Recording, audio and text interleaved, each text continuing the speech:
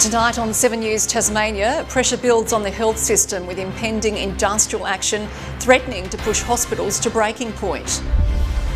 On track for a future of fiscal turmoil, Tasmania's debt spiral tightens its grip. Stronger gun control locked in, why critics say the reforms have misfired. A Big Four bank calls in the police over $1 billion scam. High-stakes talks fail to find a way to a deal for the US and Iran. And a national treasure shares a heartwarming health update. This is 7 News Tasmania with Kim Millar. Good evening, everyone. A new state-of-the-art ambulance station in regional Tasmania is about to get off the ground, but while the infrastructure spend is being welcomed, there are growing concerns over paramedic staffing. The health standoff between the unions and government is worsening, with stop-work meetings and industrial action set to escalate on Monday. Spruiking a $4.5 million investment into ambulance station infrastructure. Look, it's terrific to be here in Longford. Upbeat about the new development for regional Tasmania, but the minister's announcement was steamrolled by looming industrial action. We have to do something. It can't go on any longer. Paramedics, allied health and admin staff among the 1,000 hospital workers set to walk off the job from next week, but it's claims of critical ambulance shortages in the north next Monday of most concern. These are dire times. On Monday we're 50% crewing down again for a night shift in Launceston. This is going to cause harm. People will not get the care they need. A claim denied late today by the Health Department, which says it's adequately staffed. Of course the system is under pressure because we have increasing demand. The power tussle between the unions and the government spilling onto the streets, voters fed up with the politics. They just don't take it seriously enough. A last-minute plea before Monday's industrial action. We would encourage the unions not to go on strike. But that request falling on deaf ears. We are going to take that action if the government doesn't honour its previous offer. Community sentiment diving as confidence in our health system reaches breaking point. Stop thinking about yourselves and start thinking about the public that need this help. You've got all the help you can get, but we haven't. Don't take it away from us, for God's sake. It's estimated by the union the cost of internal action has been more than $500,000 this past week alone. Alessandro Rossini, 7 News. $100 billion. That's what Tasmania's debt is on track to reach in just over a decade's time, unless radical improvements are made to the budget. Treasury sounding the alarm in a 5-yearly review of the state's finances, and the road out may not be easy. With each passing budget, we're told surplus is just up the road. Very positive and confident about the future for Tasmanians. The state's bean counters disagree. A 5-yearly review of Tasmania's fiscal sustainability painting a very bleak picture, warning our debt is about to snowball. From $4 billion to $146 billion within 15 years, by which point we'd likely be cut off from borrowing or bailed out. Comparing Tasmania to Greece in Europe, to Puerto Rico, countries that have literally gone broke. The government's adamant things are on track, claiming COVID and the Commission of Inquiry haven't helped our fiscal predicament. We are where we are because we needed to make those investments to save lives and livelihoods and to keep our children safe. And we need future investments so that our state is prosperous. The report warns the only way out is a combination of cutting expenditure, raising taxes and building less. Words no politician ever wants to utter in public. There is going to need to be both tax increases and there's going to need to be cuts, and it's Tasmanians who will feel the pain. To be able to start paying down debt in 10 years' time, we'd have to shave $6.5 billion from the budget between now and then, which would see debt peak at $12 billion and an $8 billion interest bill. As for the plan, we're told wait for the next budget, but we won't stop building. Big state and nation building projects happening right here in Tasmania that will provide prosperity for generations to come. Nick Kelly, 7 News. There has been a further delay in the case against a woman accused of attempting to murder a young Tasmanian boy. Bonnie Hewitt's lawyer seeking another adjournment for her client who is yet to enter a plea. The 33-year-old is accused of stabbing a 5-year-old boy who is known to her at a Ravenswood home last month, leaving him fighting for life. He is still undergoing treatment in hospital. The community has raised more than $50,000 to support the young victim and his family during the recovery process. The case is due to return to court next month. After weeks of pressure and with a federal deadline looming, the state government has confirmed which national firearms reforms it will pursue. A cap on gun ownership has been rejected, and that's drawn sharp criticism from reform advocates, but relief from firearm users.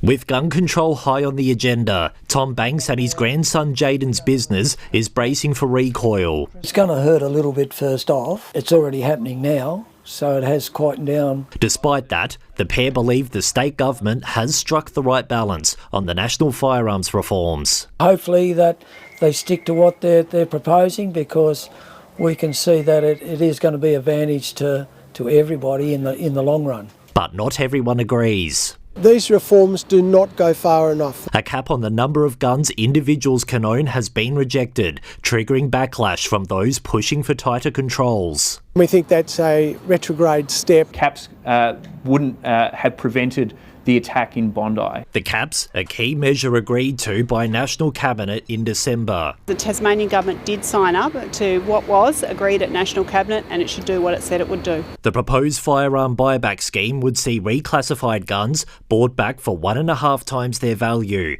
and a voluntary buyback for licence holders handing in legal guns. Not signing up fully to the buyback scheme is very disappointing. We have known for a long time that there are simply too many firearms out in the community. Other measures include Australian citizenship for firearms licences, reclassifying some high-powered guns, increased intelligence sharing, speeding up work on the National Firearms Register, and tougher penalties for theft and possession of stolen guns. Ensuring that we can get firearms out of the hands of terrorists and criminals, while also supporting our responsible firearms owners. The Shooters, Fishers and Farmers Party are critical, saying the laws are an overstep. I'm not happy that, there's an additional regulation. The test should always be that you're a fit and proper person. Anthony Dodd, 7 News. A big shake-up of Tasmania's federal electorates could be on the way under new plans to redistribute boundaries. The Australian Electoral Commission's proposal would see about 27% of Tasmanians, mostly in Clark, Franklin and Lyons, change electorate. The biggest differences would be seen in Franklin, held by Julie Collins, and Clark, which is held by Andrew Wilkie. A final decision is due in October. The family of Belgian tourist Celine Cromer may finally have closure more than 2 years since she disappeared. Human remains found near Philosopher Falls have been matched to the 31-year-old following DNA tests and dental checks. In a social media statement, Celine's family said while upsetting, the confirmation brought them immense relief. They've since started planning her funeral. The Commonwealth Bank has called in police to investigate what could be the biggest ever case of bank fraud in Australia. It's discovered a staggering $1 billion in home loans may have been approved based on false documents or AI, with possible links to criminal networks. At Australia's biggest bank, they promote safety and security. To keep your hard-earned safe, with your help, we can detect scams and fraud.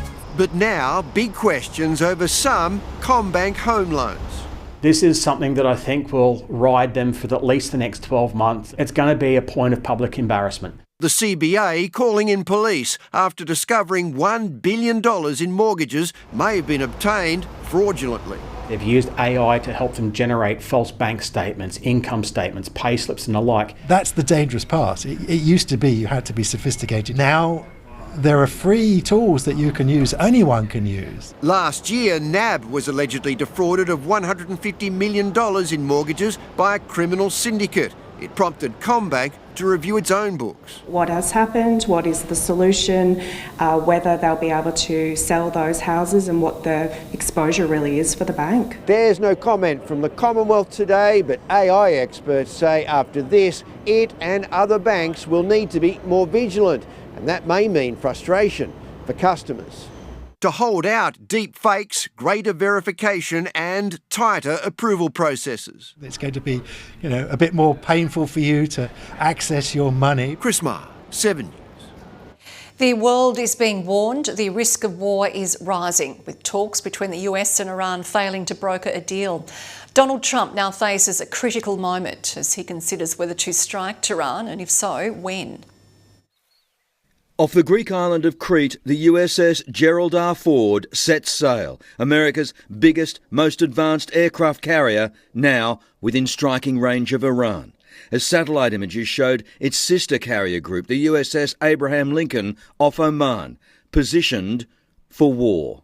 Given the US military posture in the region, I think the risk of war would go up significantly as early as this weekend. Gunboat diplomacy, as the traditional kind grinds on in Geneva. Led by Donald Trump's son-in-law Jared Kushner and peace envoy Steve Witkoff, officials claiming significant progress, but the US still doesn't have what it wants, an end to Iran's nuclear program. From Tehran's foreign minister, on some issues, we have now become very close to an understanding. On certain other issues, we still have differences of opinion. They'll meet again in Vienna next week. Here in Israel, people are on edge. They know they have the best air defence systems in the world, but they're far from infallible. Last year, Iran's missiles did get through during the 12-day war with catastrophic results. Iran still thought to have 1,500 ballistic missiles, 200 launchers, thousands of drones. Still no match for the US. The world braced for America's response. Kim, everything now depends on what Donald Trump will do next, whether he accepts what the Iranians are offering or whether he sees it as stonewalling. Will his patience run out? Will he send in the jets? The feeling is that the Iranians will probably get the answers to those questions before anybody else. We know that he is meeting with his key advisors today to discuss his options, but the feeling from analysts here in Israel is it won't be a matter of whether America strikes, but what targets they choose. Next 24 to 48 hours will be crucial. Thank you very much, Chris. Well, former US Secretary of State Hillary Clinton has told a congressional committee she never met Jeffrey Epstein and never visited his island. The former First Lady spent more than 6 hours answering questions behind closed doors, and tomorrow her husband Bill Clinton faces a similar grilling. After hours of testimony, a frustrated Hillary Clinton emerges. I don't know how many times I had to say I did not know Jeffrey Epstein. I never went to his island. I never went to his homes. I never went to his offices. But her husband, former President Bill Clinton, did know him. And while he hasn't been accused of any crimes, his name does appear in the Epstein files. The number of times that she said, "I don't know, you'll have to ask my husband," was more than a dozen. Today's closed-door hearing was briefly derailed when a Republican member of the committee broke the rules, leaking photos of Clinton to a conservative influencer who posted them online. We are sitting through an incredibly unserious clown show of a deposition. The former First Lady accusing the Republicans on the committee of being on a fishing expedition to distract attention from President Trump's actions and to cover them up. We should depose the person that is mentioned in the Epstein files almost more than any other person next to Ghislaine Maxwell, and that's Donald Trump. While today's deposition lasted 6 hours, Bill Clinton's tomorrow could be even longer and potentially more explosive, as it marks the first time that a former president has ever been called to testify before a congressional committee. Mrs. Clinton hoping he's asked more relevant questions. I started being asked about UFOs. In Washington, D.C., Rob Scott, 7 News. Well, we can share some really good news tonight, an uplifting health update from cherished Australian actor Magda Szubanski, who told us today her aggressive cancer is in remission. After a gruelling 8 months fighting for her life, Magda Szubanski is smiling again. I've completed chemo and I am now in remission. So, phew, big relief. The much-loved comedian was diagnosed with stage 4 mantle cell lymphoma, a rare and aggressive blood cancer. It's not a cure, but because I got a good remission, that hopefully means that I'll have, keep the cancer at bay for a good long time. Such wonderful news. I mean, she's such a beloved person in Australian culture. Today, the 64-year-old actor thanked fans for their love and support. It was just like a tsunami coming at me. And paid tribute to medical staff for their world-class care. Despite her progress, one thing that will remain off limits for Magda is hugging people. Her immune system is still compromised. Because what's a sniffle for you could, really harm me, maybe kill, just saying. Her remission celebrated with caution. Often that will mean regular checkups. Big love to you all. Christy Mayer, 7 News. Well, Nick Kelly is in now with a preview of Friday night sport. Nick, international cricket is in Hobart tonight. Yes, and Tiger Nicola Carey is right at home on her home pitch. Kim in a return to the Aussie side. And Rebecca Gayden-Harris is in the stands there at Ninja Stadium for us. Beck, is India's last chance to keep the series alive. How are they tracking so far? Yeah, Nick, fans are certainly in for a fierce game tonight. Neither side is holding back. The visitors are aiming to bounce back after the Aussies clinched the first one-day international in Brisbane earlier this week. India won the toss and elected to bat, and their opening partnership laid down a solid 78 runs. The return of Tassie's Nicola Carey is working in our favour though. She's already taken a catch and a wicket of her own.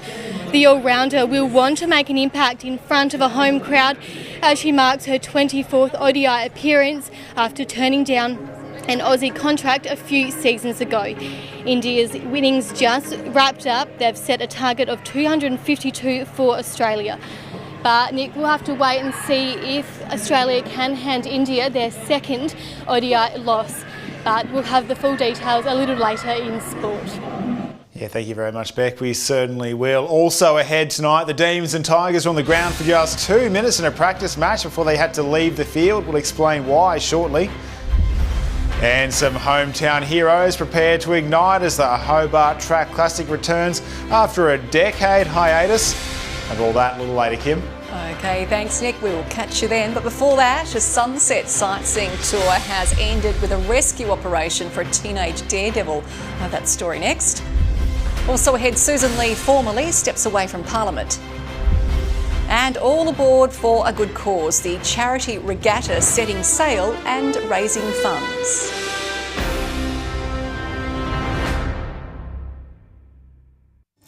A woman in her 80s is in a stable condition after being struck by a car outside Northgate Shopping Centre this morning.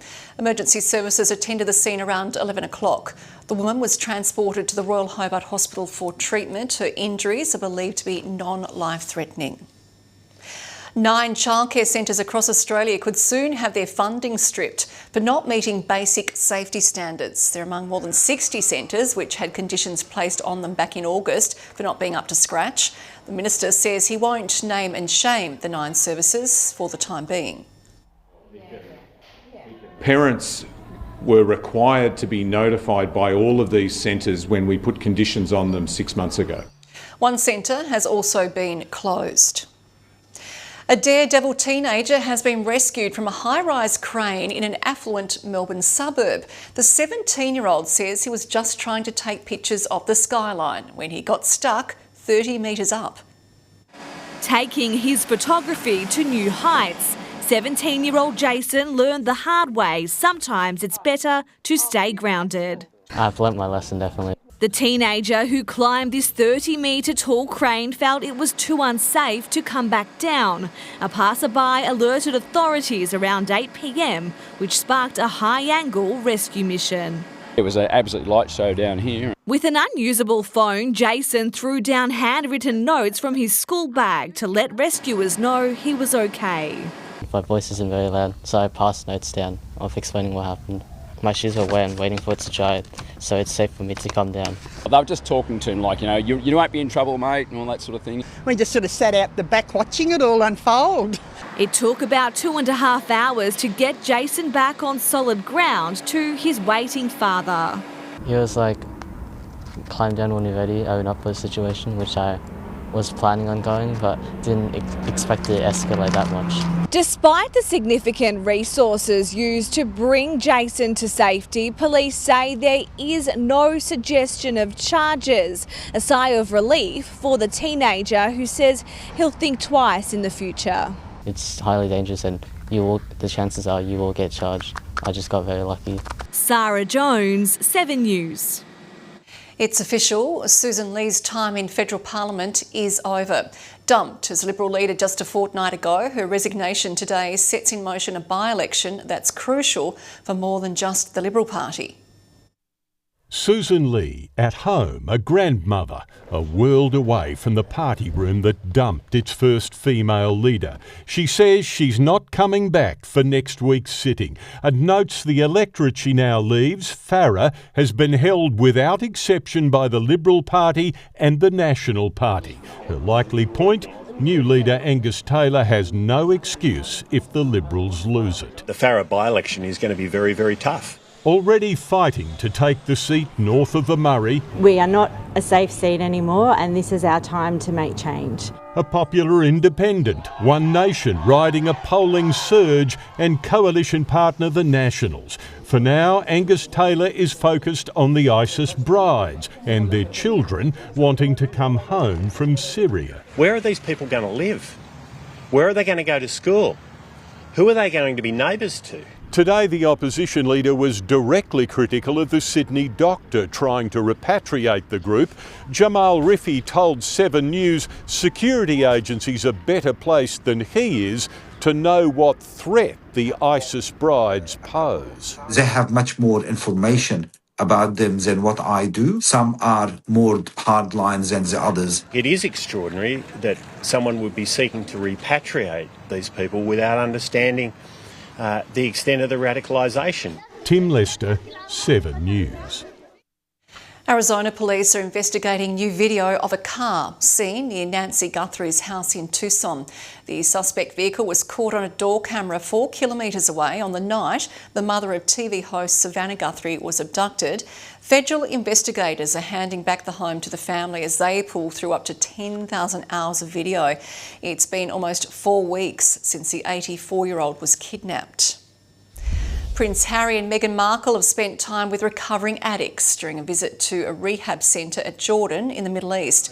The couple met face-to-face with those trying to escape the scourge of drugs and left behind post-it notes congratulating the patients on their recovery journeys.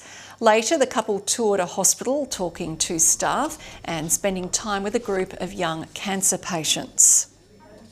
Well, many Tasmanian businesses have cut the working week short, but don't worry, it was all for an important cause. Heading out onto the River Derwent for Rotary's annual charity sale day, which has raised more than $1 million over the years. Stocked and ready for a day on the water. For a lovely day of fellowship and hopefully to raise some money for Rotary. 30 yachts donated for sale day. Businesses pitching in $1,200 to cruise through the River Derwent and D'Entrecasteaux Channel. It's one of the best events for the year. The customers that we have join us for the day, we're all busy corporate live kind of people. This is like a gift to us. It's Tassie at its best. All funds raised this year are headed to the Carlton Park Surf Lifesaving Club, a passion for past president and long-time member Mark Manning. He was also a very active surf lifesaver and so it's fitting that we're sort of going in with a new boat that's going to be called the Mark Manning, which will be very pleasant. In the 35 years that Sale Day's been running, well over $1 million's been raised. That money pumped back into multiple community projects and events. The people that support this event, they've been coming for a lot of years, so we have a lot of people, newcomers every year. Today also a chance to call for new members. It's not all just doing barbecues, it's running events like this. Ruby Cairns, 7 News. A humble food van has rolled onto the national stage for its Tasmanian take on Texas barbecued brisket. The taste test is after the break. And once in a blue moon, the planets are aligning for a rare celestial spectacle.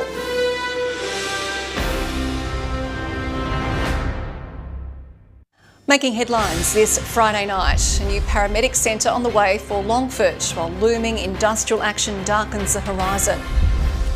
Tasmania's debt on track to reach more than $100 billion in just over a decade's time, unless spending is reined in.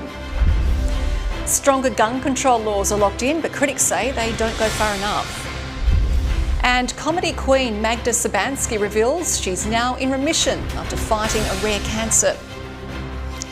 The Liberals' long-awaited review into last year's federal election wipeout won't see the light of day.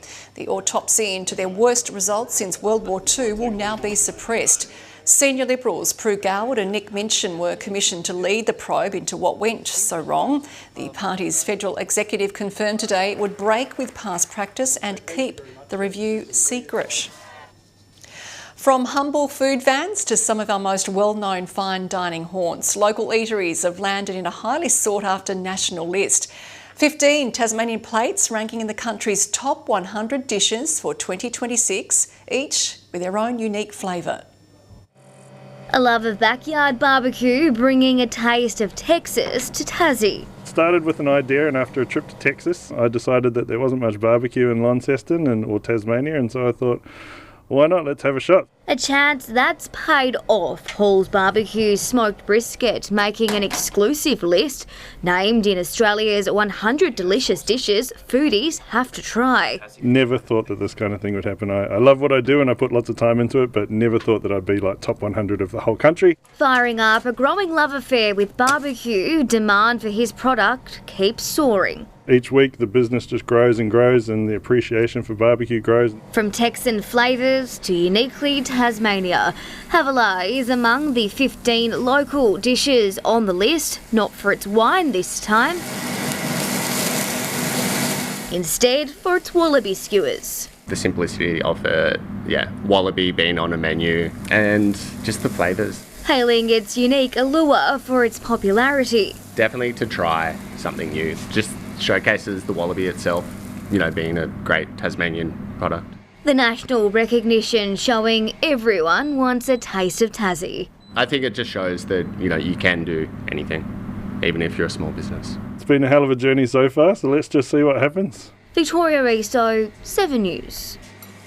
2 East Coast towns are on notice. A perfect storm of low rainfall and reduced dam levels forcing water restrictions in Orford and Tribunna to escalate. Stage 2 is now in effect and hopes to reduce non-essential water usage by half. Once consistent rain and river flows arrive, restrictions will be lifted. Well, Hobart's first scramble crossings have been given the green light for permanent construction. From Monday, night works will begin to upgrades along Murray Street at the Collins Street and Liverpool Street intersections. They're a real benefit, I think, because diagonally you can walk in any direction in the whole square. These are really common types of crossings. You see them all over Australia and they are safer. They've been proven to be better for road safety. Both crossings see more than 20,000 people use them each day. Well, this might come as a shock to some, but Tasmania's been dealt a pass when it comes to how impressive our drivers are. The latest AAMI data shows we had the highest overall average driving score with 88% passing the test. We also came out on top when it comes to correct driver behaviour. 50,000 Aussies taking part in the AAMI driving test, and this year almost half improved on last year. Stargazers are in for a rare delight with a celestial spectacle this weekend. Samantha Heathwood explains. In this planet parade, 6 planets will be visible in the sky at the same time, and 4 of the 6 will be visible with the naked eye. Venus will be the brightest, followed by Jupiter, and you should be able to spot 4 of its moons as well. Timing is crucial before they dip below the horizon. Look to the west just after sunset. It will be harder if you live in the city, so heading out of town or by the water will improve your view. You can also download free apps to help. And if that's not enough stargazing for you, a lunar eclipse will lead to an impressive blood moon on Tuesday. Remember to look up. Thank you, Samantha. Well, one of Australia's largest insurers is being dragged into court, accused of deceiving customers with discounts. Details just ahead. And AFL legends ready to mingle with masters for a big weekend of footy in the northwest.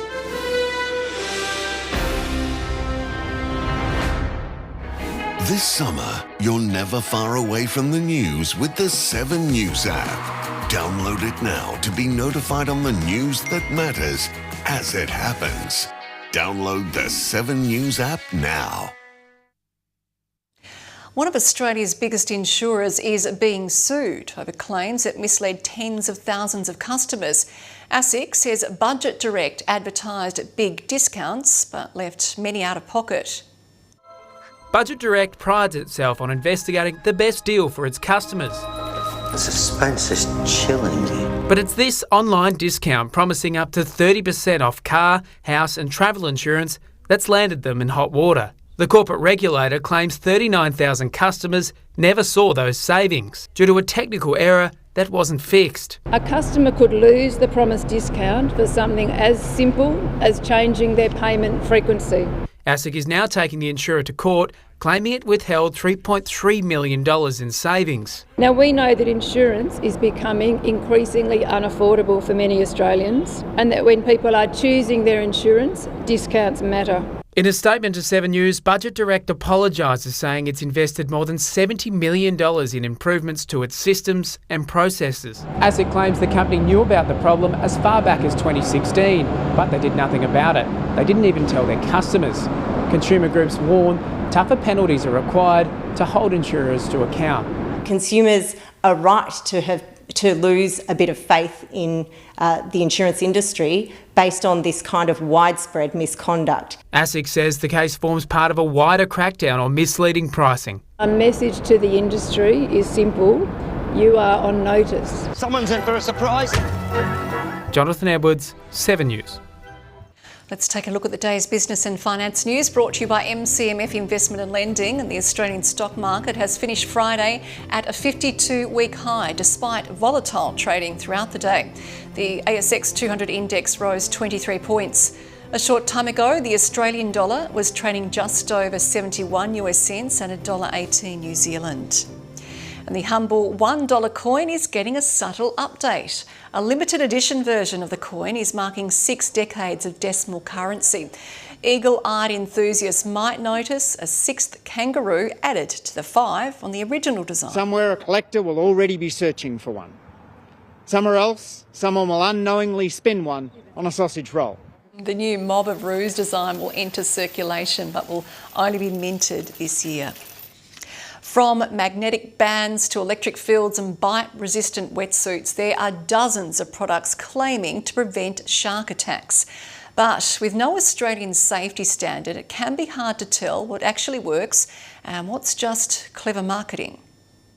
A shiver of sharks surround a baited dummy. They get close but don't attack. Shark Bands claims it's because of this. A proven and patented magnetic shark deterrent technology. Emitting a field that disrupts a shark's sensitive electroreceptors. Bondi lifeguard Harry's has been wearing one for years. Although I use these waterways every day, it is dangerous for me too.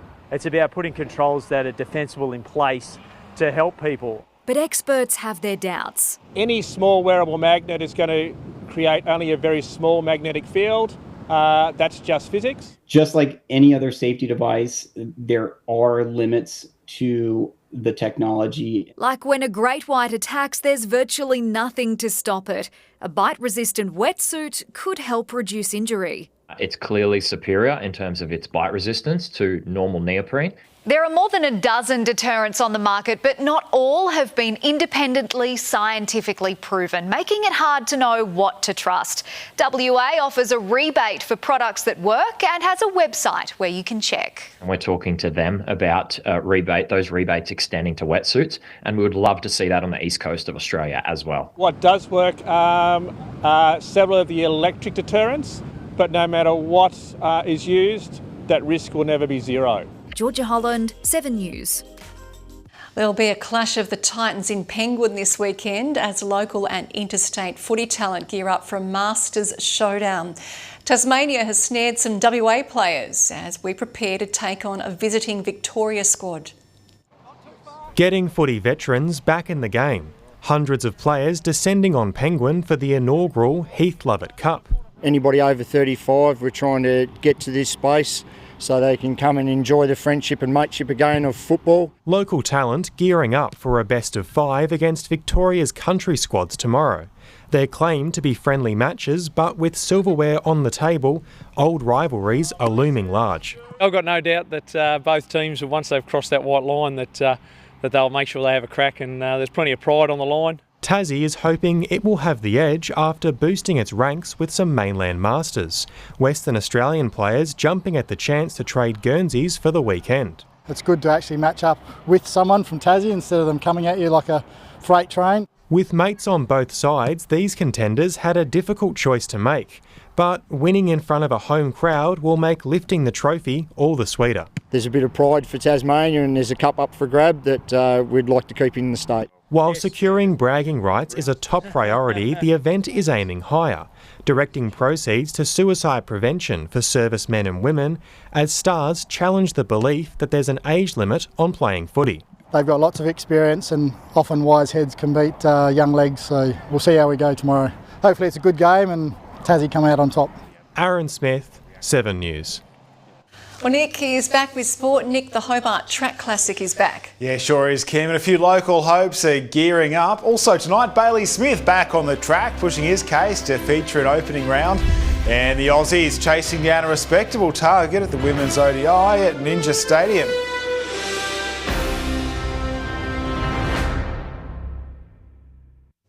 The Aussie women are fighting through a fresh injury blow at Ninja Stadium. New captain Sophie Molyneux ruled out with back pain. Tiger Nicola Carey bounded back into the national side after stepping away to focus on state duties, taking a catch and sending Armanjot Kaur to Beth Mooney. India 9 for 251 off their 50 overs. The Aussies are currently chasing that down. They're none for 2. There's been pre-season drama for the Demons and Tigers. Their pre-season clash suspended because of lightning. Melbourne is fast getting used to life without Christian Petrarca and Clayton Oliver. Lightning on Mars. Richmond and Melbourne's pre-season clash in Ballarat delayed due to weather just 2 minutes into the game. In that 2 minutes, Luca Canfield was forced from the ground with a knee injury and 19-year-old Harvey Langford booted the opening goal. Half an hour later, Max Gawn stood tall with the game finally back in play.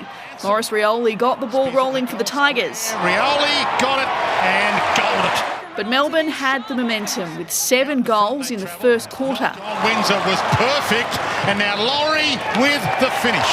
Ballarat's breeze started to cause the Tigers some issues, but not for Stephen King's new look D's. It's long kick towards goal. That'll work. That'll get all the way home.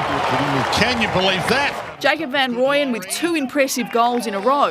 Van Rooyen ducks out of a jam, goes for home. Jacob Van Rooyen putting on a little bit of a clinic at the moment.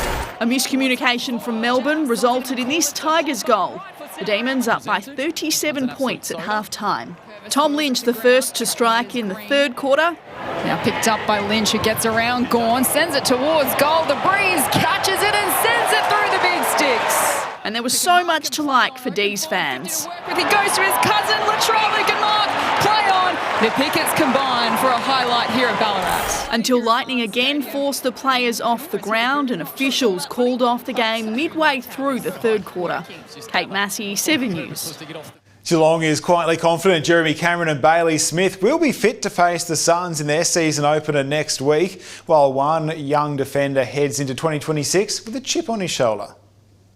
Pre-season at the Cattery has sometimes resembled a recovery ward. Shannon Neal nursing a sore shin, Bailey Smith back running from a calf complaint, while Jeremy Cameron stayed indoors keen to get on the flight next week to the Gold Coast. He's doing everything he can, that's kind of all I know. I see him, he's in the heaty at the moment doing some extra work, making sure his quad's good, so I think he will. He loves it, he's competitive, so he'll want to be out there. A self-confessed disappointing season last year, Lawson Humphries says he's now in a better place mentally and physically. Second half of last year, fatiguing and probably not as fit as what I would have liked to have been. So, obviously we've got such a strong back line and I kind of want to be the leader of that. For me to do that, I'm going to have to really up my game. And he'll be joined in defence by Tanner Bruin this season, who didn't play at all last year, dragged through the courts and eventually cleared. You can just see his energy and his enthusiasm for footy at the moment is so high, and it's great to see because obviously, like I say, it's been a tough year for him, and we're just so happy for him to be back. Swans ruckman Brodie Grundy seems to have cracked the code on the new rules which prevent ruckmen from crossing the line in a centre bounce contest, winning a free in this incident last night. It's probably one we didn't contemplate, but anyway, we'll have a look at it and see where we go. I'm probably glad he did it in the practice games rather than home and away. Tim Hipsley, 7 News. World Cup hero Mackenzie Arnold is in doubt for the Matildas Asian Cup opener after barely training in Perth today.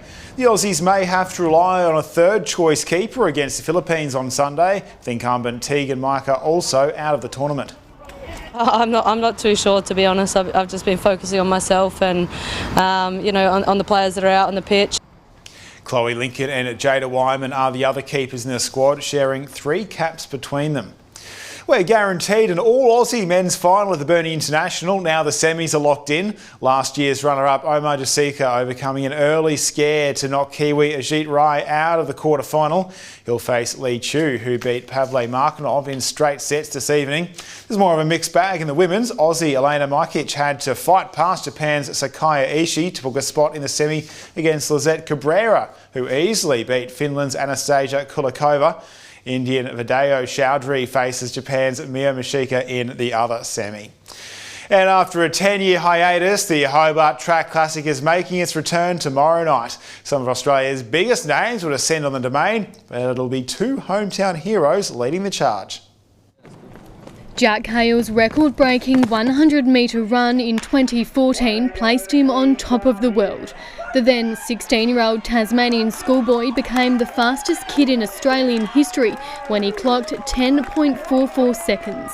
More than a decade on and he's back for the Hobart Track Classic. It's really nice to come back and have that now as much more of a senior athlete, been through it a fair bit and done a fair bit in the sport, so to come back and sort of in the back end of my career to be able to do this in Hobart's unreal. But the question on everybody's lips is, are the glory days behind him?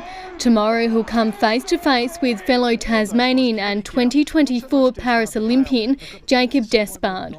It's something that I think we both love doing, and it's just that competitive nature that's great between us.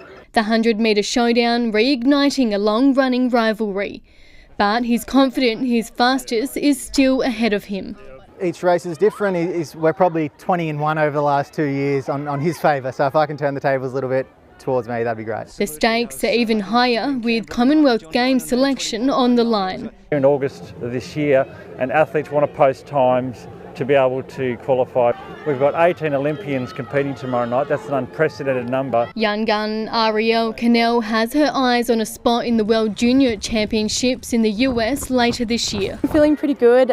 Bit nervous, obviously, just up against people that are 8 years older than me, but I'm very keen. 2,000 spectators are expected to fill the seats here at the Domain to watch some of the country's best athletes vie for glory.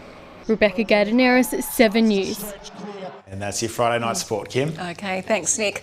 Kiah WIcks is next with the weekend weather forecast.